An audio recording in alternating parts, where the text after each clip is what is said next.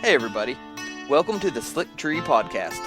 I'm your host, Colby Langford. The point of this show is to help improve ourselves as dogmen and to raise the quality of the dogs on the end of our lead. So let's settle in, turn the volume up, and let's see if we can't learn a trick or two together from our guests.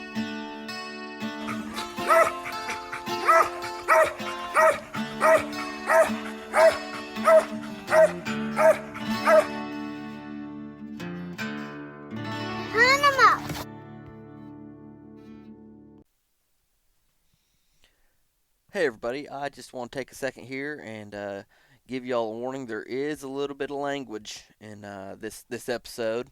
Uh, just want to give a warning in case you had some young ears that you didn't want to listen to it. But anyways, on with the show. All right, everybody, welcome to the Slick Tree Podcast. I'm your host Colby Langford, and today we have got Tyler Asberry on the phone. How you doing today, Tyler? Man, doing good. Got two ball games over with and a ball practice, and got everybody fed. And I think everybody's good for the night anyway. Well, good deal. So, what I brought you on, what I've been wanting to talk to you on here, and I've been wanting to do this for a while with you, is I want to talk about how you raise pups and what you do with that, because it looks like you've been batting about 1,000 on them lately. I did have a little dry run there, 2022 and 3ish, but we're lucky, you know. I've been lucky for a year or two anyway. So yeah, it's yes and no with a pup, you know. I mean, they're either gonna do it or they ain't. But I probably get a little flack. I might call a little hard, but I've had some luck, you know. So. Well, let's just back up a little bit. Why don't you tell us how you got into tree dogs? Oh man, sound asleep one night at the age of about 13, and I hear my old man racking a slug in our shotgun, trying to shoot a man named Travis Tate, who's one of my best buddies. He's coon hunting on our place without permission, and I've always naturally been a little bit of I wouldn't say black sheep, but things that ain't right kind of piques my interest. So I caught him out of town and said, "Hey man, take me." And Travis showed me a lot of good dogs, coon dogs, squirrel dogs, and that's just kind of where I fell into it, man. I've been really lucky and fortunate to fall in with some good folks here at home. Donnie Presser, Todd Coase, folks like that have showed me good dogs, and shit. I guess I don't know, 2000 and golly, 4 or 5, somewhere in there. I started hunting with dogs, and I ain't really ever slowed down. So yeah. Well, you know, being a little bit outlawed never hurt nobody too bad, so you'll be all right. I got a feeling. No. Well, dang, even as a kid, man. I mean, I deer hunted and such, but golly, I can't just sit there and count the freckles with my thumb, twiddle my thumbs. Hopefully, something walks by. I like a little action. So man. I made up with it. I hope I've got a tattoo of a dog treat on my arm. Hopefully, I stay that way. There you go. Well, yeah. So you did some competition hunting there for a while, didn't you? I like to call that my before the kids got old enough to cost me money stage. Is kind of what that was. I think that the hunts are phenomenal. Man, I've met some people that I talk to almost daily, maybe not every day, maybe weekly through the hunts. Held some hunts.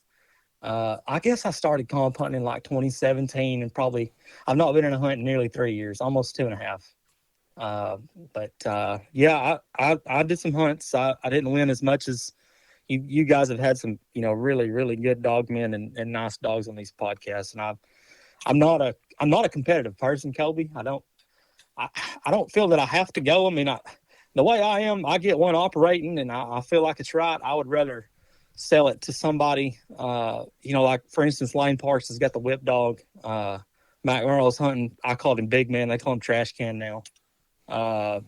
Dustin Womack's hunting little dog. I just don't care. You know, I get them going. I'm bored. I'm tired of it. And you know, I got three kids playing sports, and the littlest one will. And Saturdays is usually pretty busy for us. Well, Rick Round is. So yeah, I'm not really into the comp hunting scheme. I keep up with it.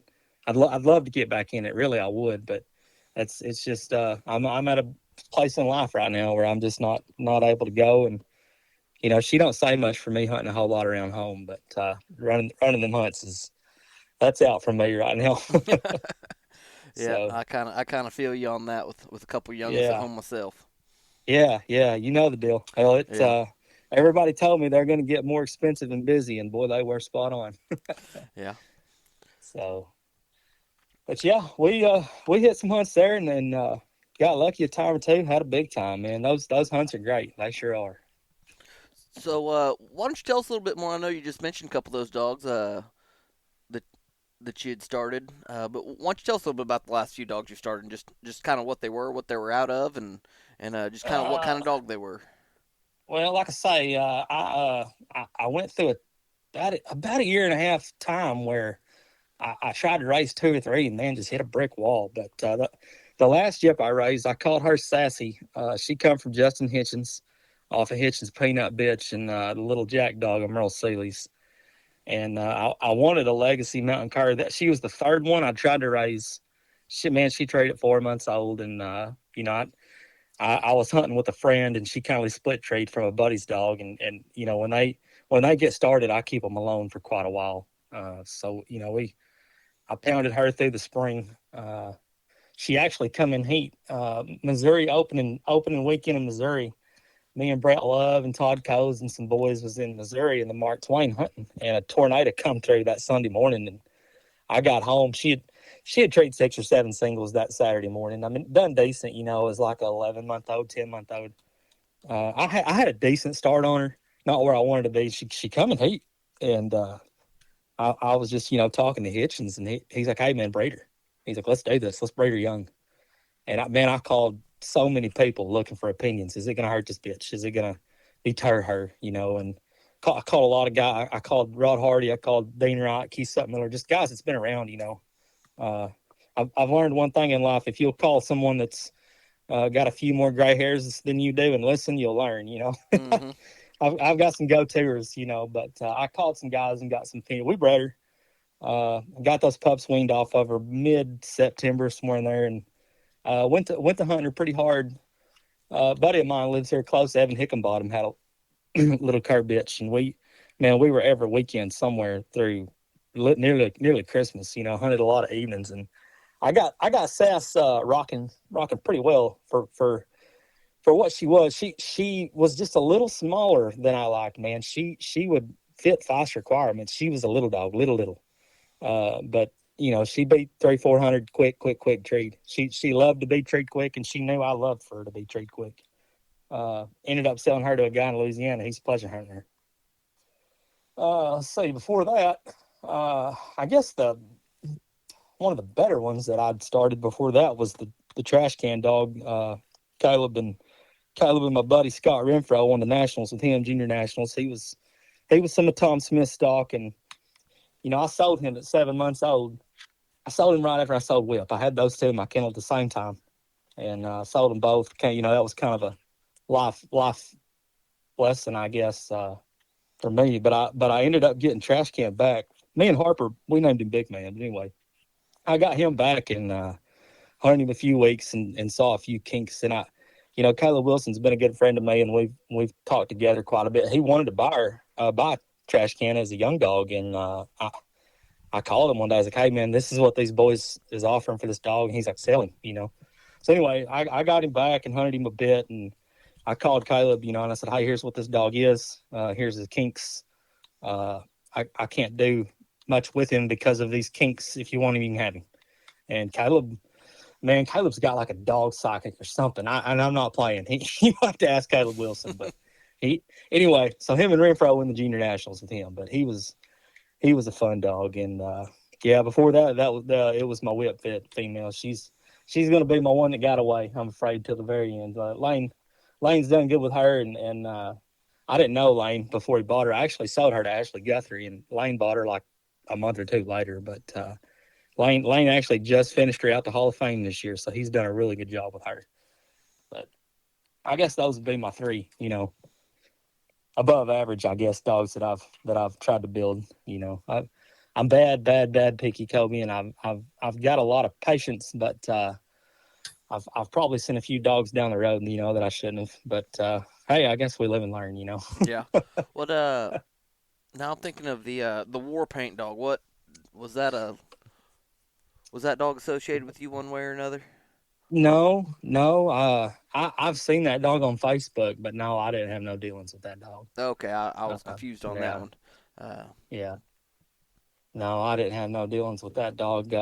My buddy Brett Love lives here close. He's won quite a bit with the Rex dog. He's a Thunderbred Mountain Cur too, and I actually bought him for a neighbor, and I got him down. I bought him from Allen. I got him down here, and he's 12, 13 weeks old, and this dude will not shut up in the kennel, and I can't break him. And Brett pulls up one day, and at that time I was farming, and me and him's outside being ignorant, and I'm just like, hey, take that dog, and I reckon he trees like the next week. And Brett's done a lot. He's won the NKC World Hunt and Arkansas LMC. I think third in the LMC World. He's done a lot with him, but I can't take no credit on that joker. But yeah, my buddy Brett raised him. He's pretty nice dog.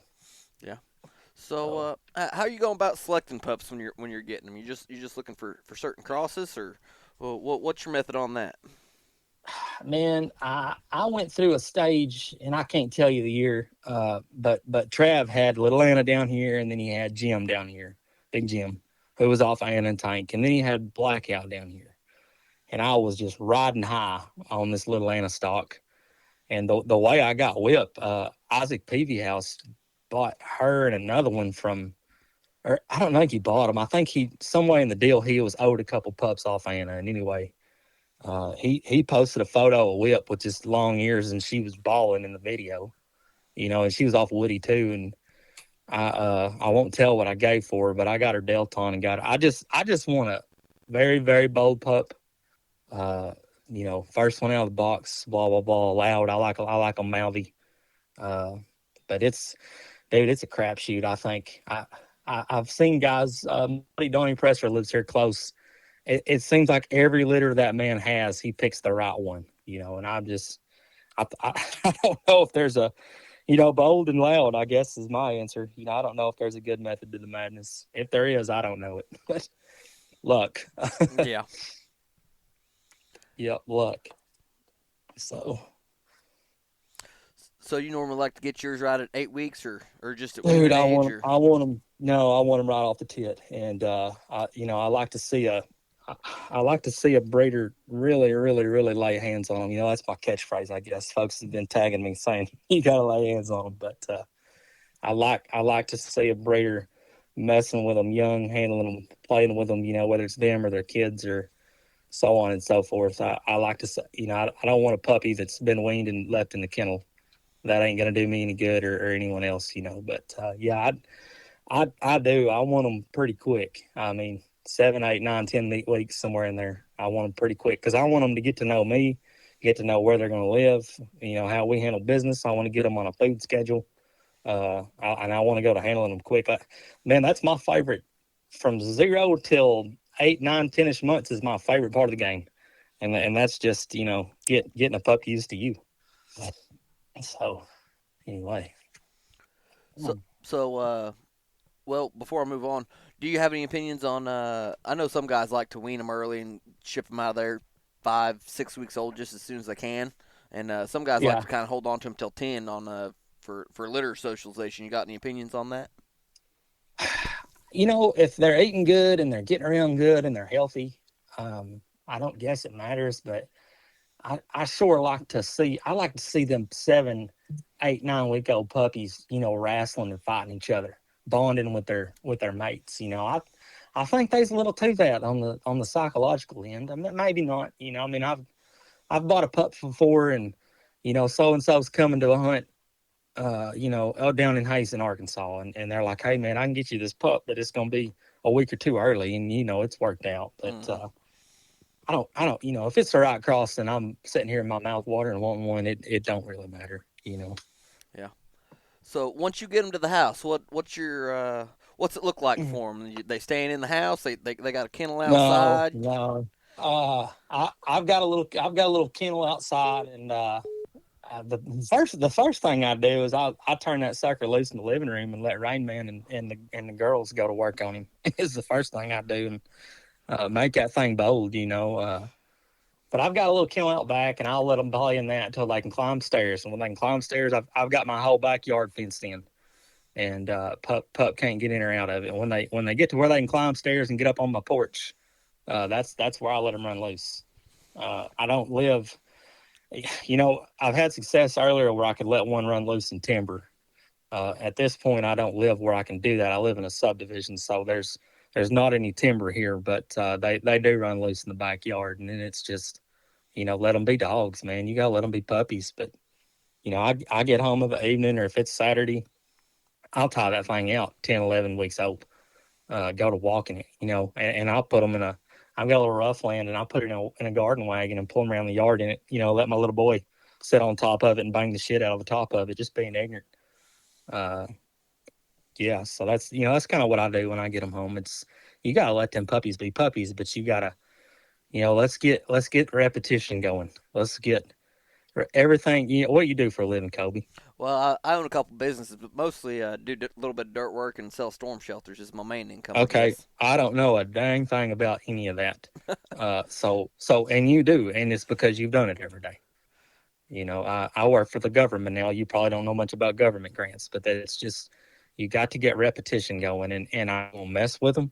I'm gonna lead them or tie them out a little bit, and then I'm gonna feed them, and I'm gonna feed them. I'm gonna do that. Now, look, my schedule dictates a lot of that, and there's days where I don't get it done. But the quicker that you get a bond with a young dog, and get them to be your buddy, and the quicker you start repeating everything you do, the further they're gonna go. And you can start that from a young age. I'm not saying dump them loose in the woods and go to firing off a gun. The quicker you go to messing with them and being present in their life, folks, I see folks and they'll buy a pup, put it in the kennel, and next thing you know, it's 7 months old and it's never had a leash on it and it's never been hauled. And it's just, it makes me want to vomit. It's just not for me. But maybe I do too much, I'm not an expert at all, but it's just what's worked for me. Yeah. So So you doing any yard work with them as far as basic commands, or how's that look on your program? I got two commands that I teach a dog. Come here and stay treed. That's the only damn thing I'm worried about. But yeah, no, I teach them to come to me and like I have a pup out here I call up that I kept off sass, and she's tone broke. She's been tone broke for nearly 2 months now. And I do that in the backyard. It's Kobe. I do a lot of grilling. I got a big family. I like to grill. I like to light a fire, and I'll light a fire and grill on Saturday or Sunday evening if we ain't got nothing going. I go out there and I'll tone that pup to me. Come here, give it a treat just because I toned it. You got to get that going. You got to get the come here done. You got to get the being tied out done. You got to get all that done in the yard before you ever go to the brush, because the first thing's going to happen is you're going to get to the brush and that pup's going to make a mistake, and that's okay. But if you can get ahead of that mistake by handling, you're way ahead of the game. That's just my 2 cents. Yeah. So yes, sir. You, what's your feelings on training styles? You a positive reinforcement guy, negative reinforcement, pressure on off, or how do you like to work on one? When I was a younger fellow with a lot more piss and vinegar, man, I was a little rough on a dog. I'm not that way anymore. I've developed quite a bit of patience. I guess my wife and kids are to thank for that. Um, Wade Hildebrand told me something one time in a cast, and he may not even remember telling me this, but I've not forgot it. And he told me, I think I had a male dog that was chewing, and he was a pretty nice dog, but the two caught me in that cast and beat me. And he told me the best way to stop a bad habit is to never let it become one. And that's just really stuck with me in my brain. And I think you can get ahead of something or really drive a point home in a positive way. And you gotta. Uh, so my dog, I like metaphors, and then you tell me if I'm rambling too much. But my oldest daughter Harper's a pitcher. She's a softball pitcher, and I'm real proud of her. If you can't tell by my Facebook posts, but when you go from 10-year-old softball to 12-year-old softball, you get a bigger ball. It's an inch wider. It's a 12-inch softball. You also pitch from 5 foot back, and she is really, really, really driven. But we don't pitch year round, so we quit around like November, and we just recently started again. And that ball is big in her little hand, and it's really, really taking some time to get used to it. So there's a few nights right there at the get go where she starts pitching, and man, she's frustrated real quick, and I am too. And I'm just like, all right, it's been 10 minutes, but let's quit. Let's try again tomorrow. And you got to read that. I think pups are the same way as children. You got to read them. If you're not, if you're doing too much, you need to chill out for a minute. Let that pup grow up a little bit. Let the conditions get better. The scent conditions, squirrel movement get better. Let the pup mature a little bit. That's just where I'm at with it. But I don't really hardly get onto them. Now when I get a dog right, and I'm talking about cranking, and I put it with company, I'll get a little rank with them. Jamie Bowe taught me about that, but I don't really get too bent out of shape anymore these days, and I don't think you have to really. A smart dog, you ain't got to get really out of control with them. I don't think. So now that you've got your pup, you've got him in the yard. He knows the difference from come here and sick 'em. And how are you going to start taking that dog to the woods, or where are you going to start somewhere else before that? No, man, I live not far from town, and you talking about as far as hauling the dog to the woods, or Well, that or I, just my, you're going to show them some game first, let them know what they're looking for. Or... oh yeah, no, man, I'm gonna throw a dead squirrel in the backyard nearly every time I get home from hunting and let that joker find it. And I've every pup that I've ever started, I've got home from a hunt. That if the pup's too young to go is what I've got home from a hunt, and threw that squirrel somewhere in the yard or somewhere in the timber behind me back here, and let that pup out and let him go find it. And then all of a sudden it's a game. And then all of a sudden it's a game, and whenever he finds it, he gets to bark at it and eat, and it just kind of builds from there. I've started some dogs on some feeders. Like I said, I'm not equipped to do that right now. I've started some dogs road hunting just because it's the middle of the summer and I don't want to sit around the house on Saturday if I'm caught up.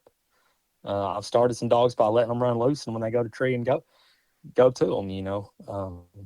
But I really I like to mess with a hang up a bit, and I like to throw a dead squirrel out in the woods and let that pup find it, because you let a puppy find that dead squirrel and you feed that puppy its livers 3 or 4 times, all of a sudden you're going to see a new gear out of that young dog.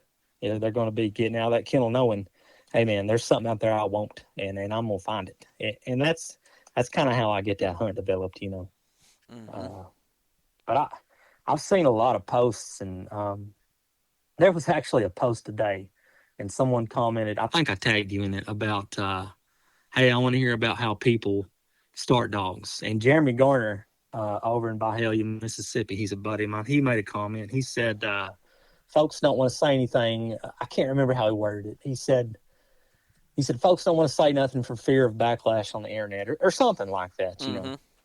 And I thought about that, and Kobe, my mom makes really, really good banana pudding, but I've never, not once, asked her how she does it, because I don't care. Who's the top 3 dogs out there in the world ever been right now? So let's say Woody, probably Jade. What do you think for third? Maybe Hummer. Probably. Do you know how they were started? Me neither. But who cares? That's my point. All I'm saying is get them started. However you got to do it. I know guys that turn loose coons and turn loose. Mike Powers, man, will like put a zip tie and a string on a squirrel's back leg, or something. Supposedly, man, I ain't seen it yet. But whatever it is a man got to do to get them looking up and hunting, let's get it. I don't care how a man does it. But that's just what's worked for me. And Kobe, I go through them. I mean, these dogs that come here, and I give them a whirl, and you might never see them online because they just didn't. I mean, they did. I cull. If I'm not saying I cull 100 dogs a year. That's not what I'm saying. But if they ain't got it, they don't live here. And but that's kind of how I've done it. Sorry to get on a tear there. Oh no, no, I like it. I like it. So Yeah, I'm about to get to rambling. so about how old usually on average? I mean, I know everyone's different. You kind of got to watch them, but about how early you start hauling to the woods, and what do those early trips look like? Yeah, so that is contingent for me. For me, let me just say this, and I should have said it this at the front. All these things has worked for me, and I don't know much, but all that is contingent on the most important thing with a puppy, and that's that date of birth. That date of birth is massive, colossal to me. And man, I'm gonna buy a pup with a spring birthday, and these other guys in October, November are getting them dogs ready to go to the hunt. I don't care about them dogs going to the hunt. I'm just like, golly, can't wait till the frost hits and they start running where I can take this pup. That's where I'm at. So I will take them to the woods 5, 6 months old. And it may be like so my son plays basketball, and there was a lot of times early they just got done, and like with up I would take her, and man, I might not have 30 minutes, but there's a school cross country trail behind our public high school gym. It's a cross country trail through some timber. So I'm knowing like at 6, I got to be at the gym. It's dark at 5:45, and I get home at 5. So I'd take that joker out there, and I would let her go. And I'd check Facebook and spit a little bit and maybe call Lane Parks and get to fill in on his day, or Justin Hitchens, or I'm in a group text with a bunch of those boys, Scott Cassiopo and Garrett Key, and just see what they've got going. And if the pup goes hunting, good. If he doesn't go hunting, good. And then I load him up and go to the ball game. And if I got to go to the grocery store, I load him up and go to the grocery store. If I'm gonna hunt, say like I've got a 17, 18 month old dog that I'm really, really hunting, and I've got a pup that's 6, 7, 8 months old. That pup needs to know that sometimes it's going to get hauled to the woods and it's going to sit in that box, and that's not fun for a pup. But when you get that pup out, he's going to be ready to go. So, there's times where I'll go hunting, and the kids got a Christmas play at the church house at 6, and I hunt till 4:45, and then I've got 15 minutes to let that pup run around, and but I'm bad to operate upon my schedule due to my family, but 4, 5, 6 months old, I don't think they need no more than an hour a day, and really 3 or 4 days a week. I mean, you got to keep it fun, fun, fun for them. When that pup goes to treeing and hunting, and you're having to keep up with it, you'll know it's time to turn the gas up. At that point. But yeah, and I've got another buddy, Nathan Barnett, that lives here close to me. He's a coon hunter from way back, and every good dog that I've had, I'll call him and be like, "Hey man, I got one. I need some help." And he's got about 90 acres of timber, and it's just the most beautiful. Dude's always got squirrels, and I very rarely kill one in there. And I do like to kill squirrels. That ain't no secret, but. I'll jet over there for 30, 45 minutes, and dog makes a tree. We end on a good note. Hey, that's cool.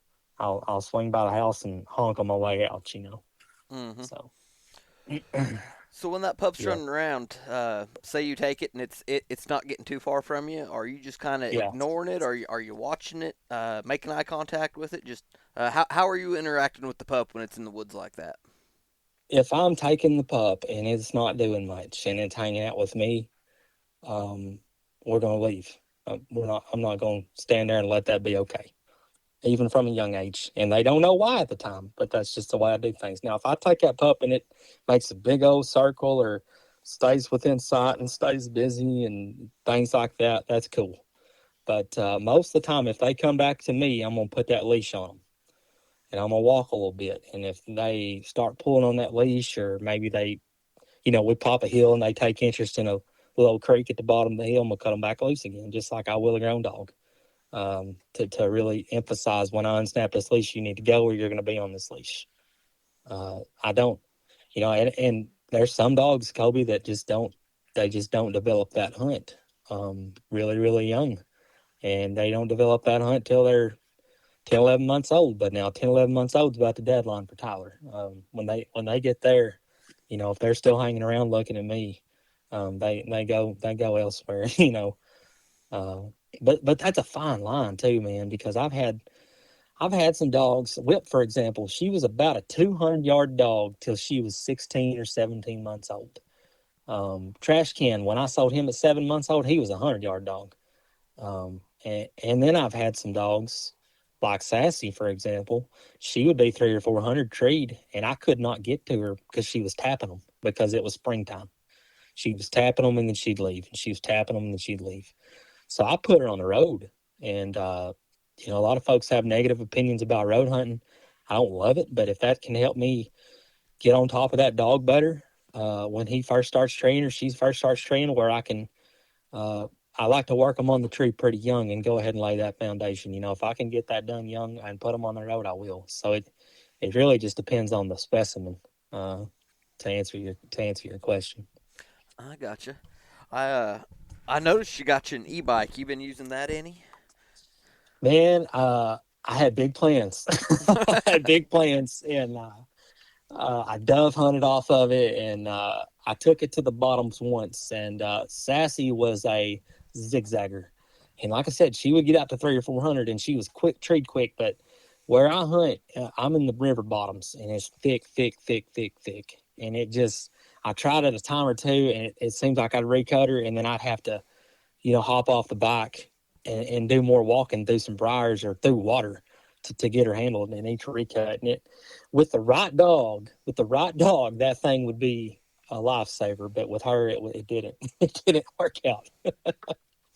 And she had the best. Sass had the best handle on her that I've ever owned on anything. And I, I would almost have to carry her like a football out. She wouldn't follow me. She'd go get treat again. And I refused to put her on a leash and drag her with that thing because, man, have you been on one of them e-bikes? You can be scooting real quick, 18, 20 mile an hour. I haven't ever rode one. Yeah, well, it'll spoil you. Like me, man, I'm corn fed. I weigh about 240, maybe 250. I don't know. Depends on what day of the week it is and how good my old lady cooked. But yeah, man can be scooting on that real quick. But uh, there's a part of me that's like I want to raise a dog just to hunt off that e-bike, and maybe that's coming someday. But there's so much in Northeast Arkansas. There's a refuge called Cache River National Wildlife Refuge, and it starts in like Cotton Plant, Patterson, Grays, Arkansas, and it runs all the way down to the White River Refuge. But there's strips of it to where you can hunt like this little 20-acre block, and then you got to get on the berm of a rice field and drive south for 2 miles to hunt another one. So it just wasn't really feasible to jump on it when I could just do that out of my car. I love to drop hunt out of the car or the truck and stuff like that. But yeah, man, that thing's fire for sure. Yeah. To jump back just a little bit, you talked about having some feeders that you worked pups on before when you're different location. What did you Yeah. find worked good for feeders when you were running them? My buddy Nathan and he come up with a bunch of scrap Blandex, and I would cut like a 4x6 sheet of Blandex, and I'd cut like I think we were doing like 10x10, 4 10x10 walls, and then of course I'd make a roof to fit on it. But one of them walls I would notch out the corner where they could get in there, and we would hang them low. And the reason for that is that scent would be there, and that worked really well on those feet. I don't really want a dog to start treeing by sight at all. I'm against that. I really want them to start using their noses. And there was a time or two when I had a few dogs bust them in them little feeders, but most of the time I could tell when the squirrels were working them. These days, some of these boys are using cell phone game cameras to know right when a squirrel's on their feeder. I'm not that advanced, but yeah, that Blandex stuff, it held scent really, really well, and that had helped me. I'm not But familiar with the Blandex. What kind of product is it's that? it's plywood. It's Okay. plywood. It's yeah, it's same. It's cheap thin plywood. I mean, I think he built some chicken houses, and we just kind of was ripping that up one evening, and might have been in the cooler, and just went to. He had a table saw and a skill saw, and I had a nail gun, and we just went to work one evening. You know, so Yeah. Well, not that speaking of that Facebook post that you tagged me in earlier today, uh, you yeah, know, the thing about these podcasts is a lot of people don't just really want to come off some of their real hard earned secrets when it comes to dog training. It's kind of my yeah, experience, and I can't hardly blame them. Uh, yeah, I mean, there's some stuff yeah, that's hard to figure out, and they might not want to share with the world. I mean, it is a competitive sport, and it does come down to the right, training, and I understand that. But you know, right, right. I'm gonna bust you on yours because you ain't even mentioned a zebra cake or a Christmas tree cake. It's that little Debbie It's that Christmas it's tree that cake. little Yeah, Debbie. That's where it's at.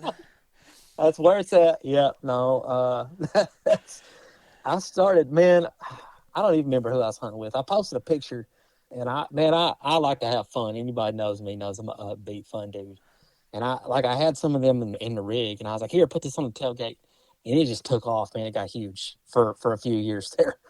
And yeah, so anytime I have some of those, I put them there by some dead squirrels. But yeah, just my wife got me a T-shirt. Like I've got a Christmas tree cake, Christmas ornament, like a little mug, Stanley mug. It's a whole thing around here. Uh, And then, man, to be honest, like two or three of them's okay, but they're not even really that good. yeah. No, I'm a sucker for one on occasion myself.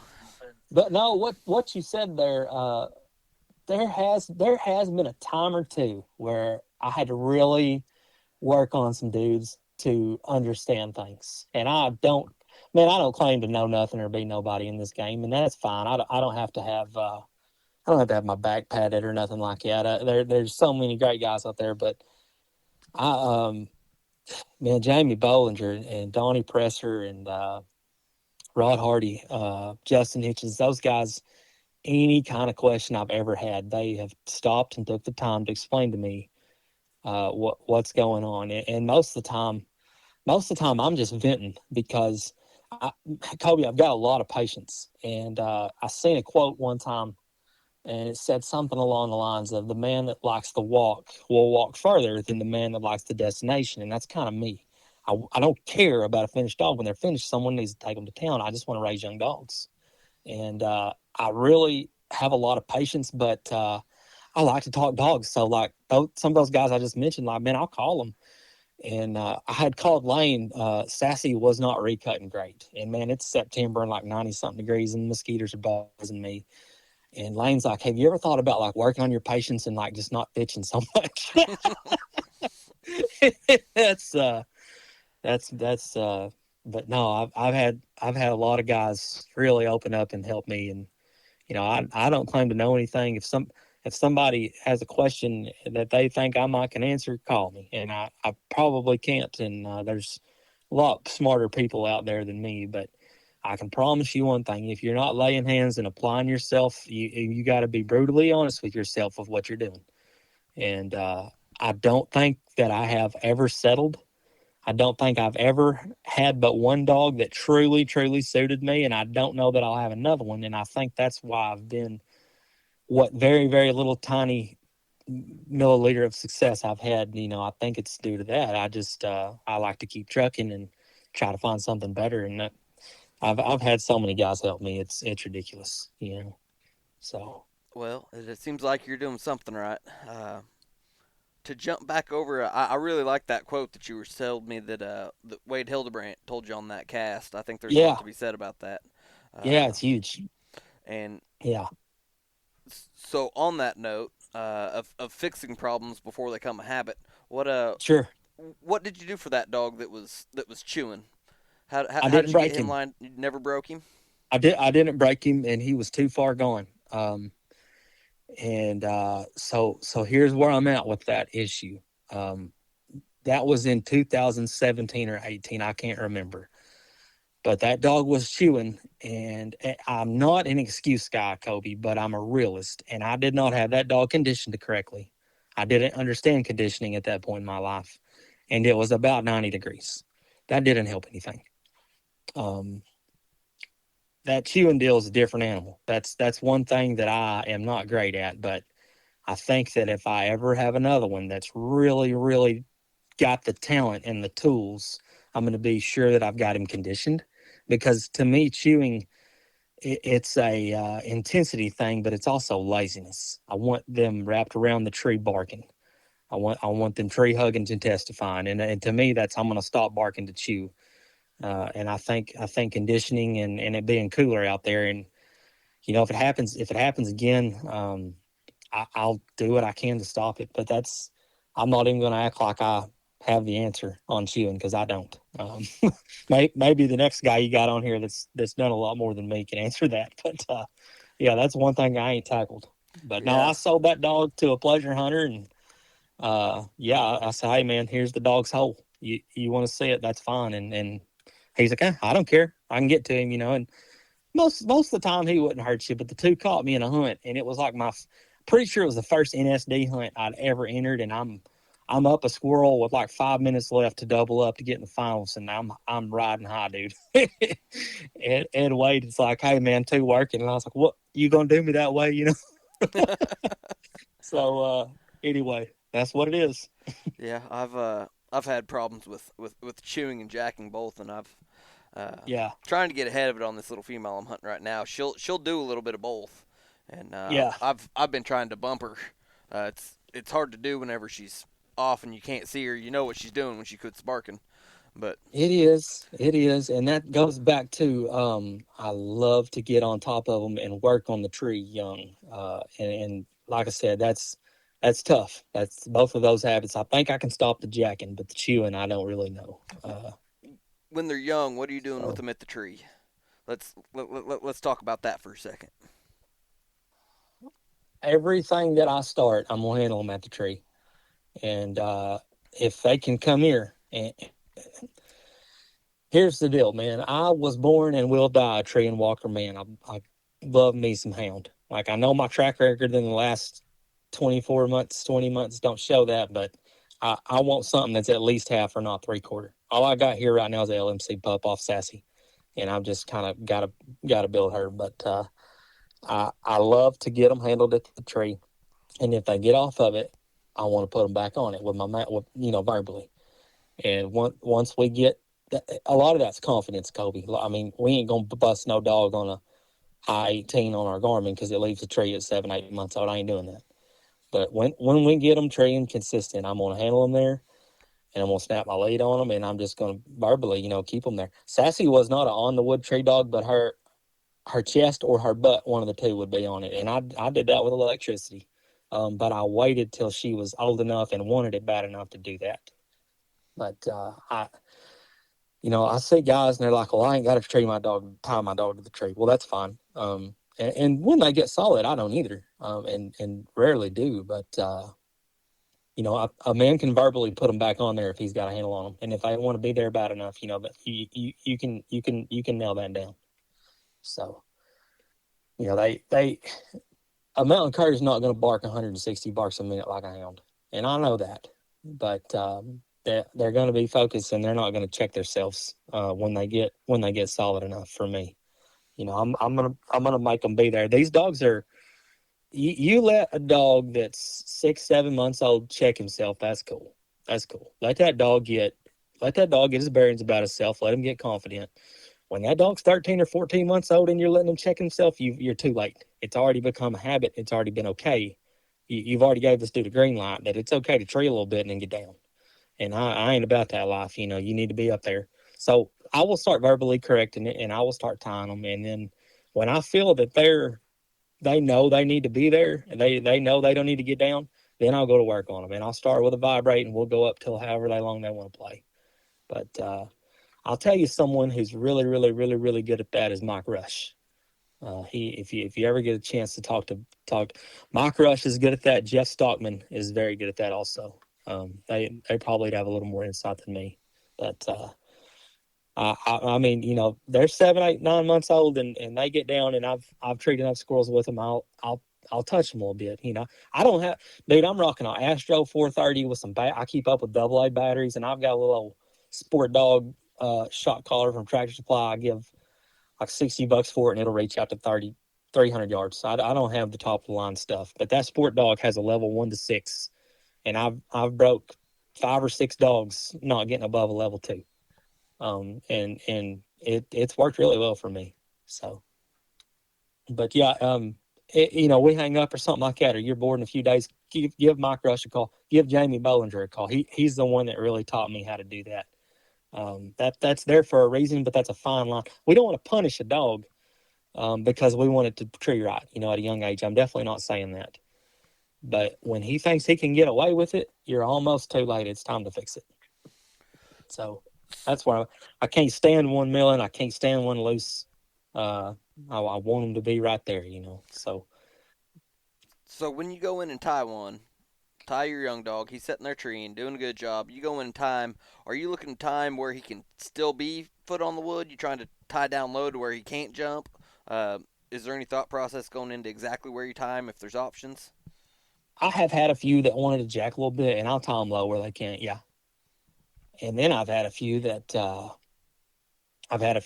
would tree and stick tree but didn't want to be there, and uh, I call it neck exercises. I've tied a little high. If you got a specimen that wants to tree bad enough, you're not going to have a whole lot of trouble with it either way. And I've taught them back. If the son of a guns, it's all about focus. If the son of a gun's focused and they know, hey, I like Sassy, when I got done with her, if she took 2 or 3 steps off that wood and seen me, she's like, "Oh heck, there's Tyler. I better get tight."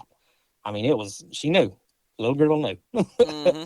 you know. But yeah, it just kind of depends on what stock you're dealing with. Like you puppy was talking about, what she a bird dog hound type deal. Yeah, she's quarter bird dog, quarter ham. She's out of Wes's, or sorry, excuse me, Wade's Messiah dog and the China Girl dog. So she's half hound, Oh quarter yeah, bird dog, quarter yeah, cur. yeah, yeah. She's got a lot of rat and track man in her shit, so she wants to be treed. You probably got to drag her off a tree. Yeah, yeah, but Yeah, she's not bad enough where she'll catch you on the two, but I mean she's gonna yeah. get the two put on her for sure right now.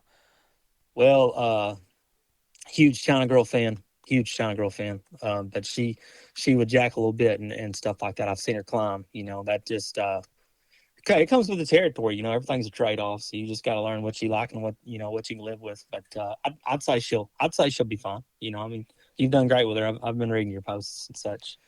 She's But coming along. I'm pretty happy with her so far. yeah. Well, when a man gets one that he's enjoying, and you know what it feels like when you're making progress. That's the zone I like to be in. Like this pup I got out here right now, she's not treeing every trip to the woods, but most trips she's going to make 2 or 3 trees. And there's trees that she's checking, and I'm seeing squirrels, and it's like every trip gets a little better.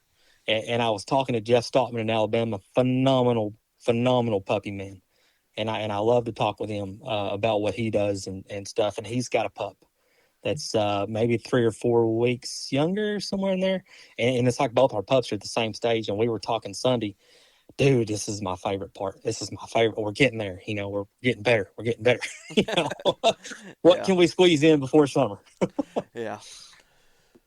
So I had some problems. I call that little dog Cray Cray, but uh, Yeah, we were having some problems with some recut here a while back. I was trying to get her ready for an NSD hunt. Man, she'd go really good. You'd unclip her for the first cast from the truck, and she might blow in there 3, 4, 500 yards. But I mean, she took off.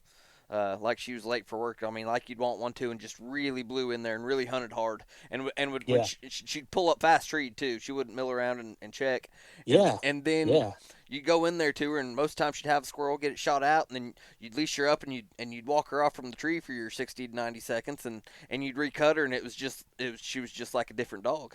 Like yeah, she'd be wanting to not so much mill around, but she'd be wanting to hunt 75, 100 yards out around you, and yeah, just lost a gear, and she's wanting to mill around and mess with cold stuff and check and check and check, and yeah, I finally got her over that quite a bit, but I was just taking her. The only thing I could figure out to do was just take her back to the truck, one cut, take her to a different spot, and she'd fire off yeah, again. And so I just yep, started doing that more and more, and yep, then started giving her some second cuts. And when I do that, if she didn't fire off, then I'd call her back into me, leash her up, and take her to a different spot. And it didn't take too long, yeah. and she came around. Is that about something like you do to work on a recut, or you got any other tricks for me? I've done what you said. Trying to think, man. I started a hound in gosh, I think it was before COVID. He was straight off a bushwhacker, and I can't remember his name, but I bought the dog slick tree at night, and he was young, young, young, young, young, and I sold him to a dude in North Carolina. He ended up winning the state race over there. Gosh, I wish I could think of his name. Anyway, he was that way, and I think that he had been dumped on hot coons. I think they had killed him hot coons, and I think they had went home. And I've done a lot of what you said. Made a cut and get back to the truck. Made a cut, get back to the truck, and that is good medicine. That's good stuff, dude. I love that. But I had with that dog and with a couple others, a lot of times when they slam that first squirrel, I'm not giving them that first squirrel if they're not recutting right. Okay, and I'll try to start. I mean, I'll just let them tree a little bit like I want them to, and then I'll leash them and I'll start walking. We may walk 100 yards. When that sucker starts pulling on that lead like he wants to go a little bit, I'll cut him again. And if that's not really working, and getting back in the truck and moving's not working, there's I've got a refuge here close called a Rainy Break. I actually named my little boy Rainy Asberry. He's named after that place. But there's a bean field in the middle of it that's privately owned. And by the time it's, cool enough to hunt, they've harvested their beans and that ground's still hard as a rock. And I will go get in the middle of that bean field and I'll start close to the woods and go to cut them. And if a dog just runs circles in there, I'll cut it. I mean, I'll catch him and take a few more steps and do it again until they start firing in that timber. And like Travis Tate drove up one day and he's like, "Man, let's get in the woods, man. Quit." I was like, "No, I'm getting it done here. We're doing good here." But there's, I live in the bottoms. There's a lot of rice levees, and I'll get up on a levee and send them down a cut road. A lot of times, if you can get them firing in an open field or an open ditch or a berm, that'll go a long, long, long ways on that recut. But putting them in the truck, Evan Hickenbottom and I, like I said, he raised a really nice black card. I can't even remember how she was bred. Anyway, he called her Remy, and she was a little younger than Sass. But we got started, dude. Our daughters play softball together, and we wrap softball up in like July. So like mid-August, every Saturday morning we're getting it. And then it was Saturday and Sunday morning, and then it was, in the evenings. But we would cut Sass and go in there and bust a tree, and maybe kill it to her, maybe not, and put her in the truck. And then we would get his dog out, and we would drive up 100 yards, and then we would do that. And Kobe, that was really frustrating for about a week and a half, 2 weeks. And then they figured out, like, hey, when it's my turn, I better take advantage of this. And these dogs, it's almost like a put me in coach type deal, like a jealousy type deal. Like, man, I need a chance here. You're leaving me in the box. What gives? And that went a long, long way. So, maybe, if you've got another dog, if you have to work on that recut again, let that dog see you get another one out of the truck and pet it and call it a good girl and see if that don't help a little bit. I gotcha. Yeah, I like that idea. Yeah, that's worked for me. But putting them, when you get them firing good enough, and I'm not, like I said, I don't consider myself a great handler or dog man or none of that. But they're at the end. I could let Sash tree 20 minutes or two, and I could clip her and take 3 steps and send her. And it was like, forget that tree. I'm on to the next one. But it's a very, very, very fine line. But yeah, man, recutting's huge. I've seen it a lot. Back when I was comp hunting, where you're tied up and you got 90 seconds, dude. And a good dog is going to be a buck 50, 200 under a squirrel in that time. So that recutting is massive. Hmm. So yeah, yeah. But no, sounds like you got it rocking, man. Well, we got a lot of work on still, but we're Yeah, in the right direction, I think. that's right. That's right. So, what's you got any got your eye on any upcoming crosses, or you got your next pup picked Dude, out, or what's in the no, pipe? no. I've got this pup I call Change Up. Like I said, my daughter's a picture. She's off the sassy female in Rex. And Anthony Morris sent me a dog off of Lightning Jack in China. And damn, so talented, so talented in the woods. Like 7, 8, 9 months old, somewhere in there. And he chewed through my kennel, chewed through my fence, dug out of my fence, and I called him and I said, Anthony, I said, it's in the dog's best interest. So I sent him to Jamie Bollinger, and I called Bo and I said, look, here's the deal. You're retired. You can stop this. I can't. And I mean, it was to the point where I was afraid he's gonna get run over. Mm-hmm. So and it makes me sick because man, I was fired up to build him. But I know I've got this pup I call up, and I've got some homies that it's got some gyps supposed to be in heat, and I'm sitting here like, I guess it's so stupid because you've got one you're not even remotely close to finishing, and you're already worried about your next one. But such is life of a squirrel hunter. Yeah. So no, that's where I'm at. I really like to have a dog and then have a dog 9 or 10 months, younger than that one. So my buddy Justin Hitchens has got a really nice jip up there called Wilma.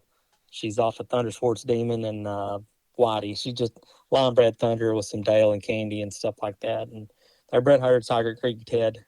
He's off of Hummer, Clarence Smith's dog, and she has a really nice cross. And those pups are like right at a year right now, so she should be in soon. And of course, Lane AI'd whip to Braxton Smith's Link dog, and I was, gosh, like I'd won the lottery. And she ended up not taking, which was fine because he got to finish her to Hall of Fame. Whip wouldn't let him live breed, and they hung her and or did some AI and maybe it just didn't happen. But yeah, I'm sitting here watching every day, but I don't know what's next. But I've got a good prospect here, and but I'd sure like a puppy to mess with this summer. Yeah. Yeah. What about you?